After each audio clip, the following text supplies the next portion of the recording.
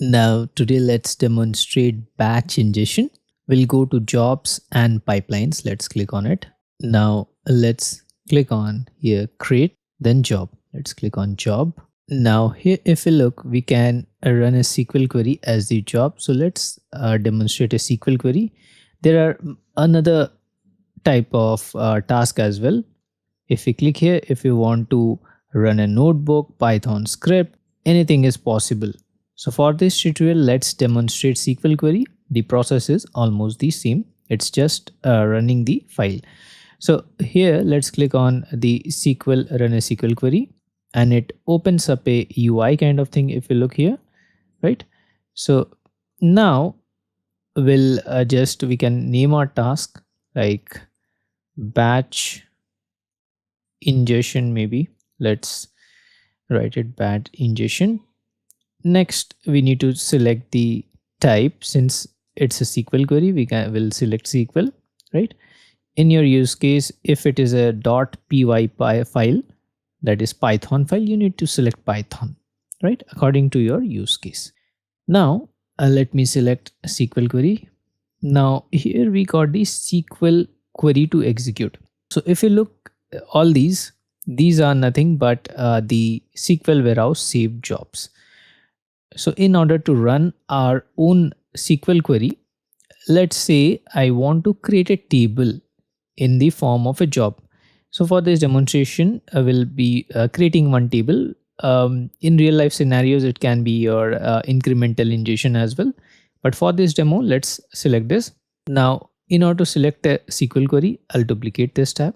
Now let me go to the SQL editor. Now let's click on SQL query. And now let's paste our SQL query, which we want to as a batch ingestion. So for this demo, let's say I want to create a table name batch delta. So this is from our Delta Lake, the previous tutorial Unity catalog, right? So this is kind of continuation. So where we have already ingested sales data.csv.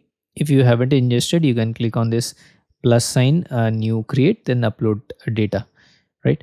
So that's how we upload file, and then it will work. So let's say I want to run this. In order to run it, there is a catch. We need to save this as well. So I'll give a name here, batch SQL, something kind of. So here it, if you look, the name is now given, and we got a save button star mark as well. So we can save this. So the query says saved. Please note here again we are not done, because our the serverless starter warehouse SQL warehouse 2x small is, if you look, the state as inactive here, right? It should be a green button if it is on. So it will not allow us to save. Let's see this in action now. If I try to do it, I'll go back here once again. And now if I try to select the SQL query here in the drop down, I can see the batch SQL is now selected, and the SQL warehouse is in inactive as usual. So now for the batch ingestion, the important point is here schedules and triggers. Let's click on add trigger.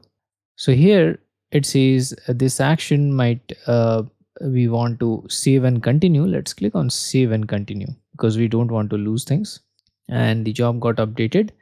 So trigger type here will choose as scheduled, and as soon as we choose scheduled, we got interval here and schedule here. So interval, it can be like every hour or week or minutes, but let's focus on schedule.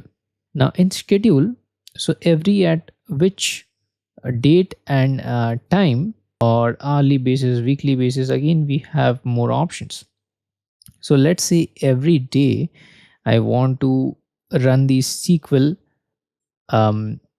query at 7 a.m. in the morning, right? So if you're not familiar about cron or familiar about cron, you might be recognizing this star asterisk, what this means, right? So this is a cron syntax. If you're familiar, you can write the same. but this is a kind of human readable or UI form which is easier and anyone can understand here. So I'll use the easier way.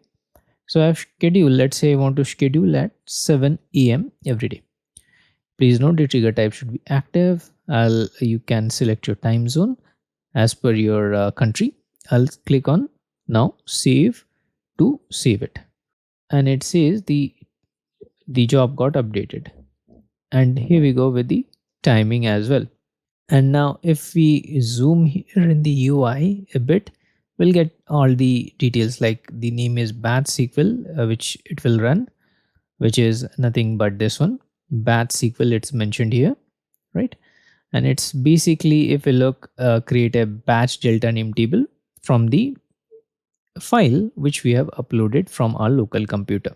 So that's what all it goes for a batch data ingestion. Thank you so much. You can we can also run it now, or it will get scheduled because we have saved it. So here we can see it got scheduled, and the name of our job. Thank you so much. So that's what it goes for batch data ingestion. Let's meet in our next lecture.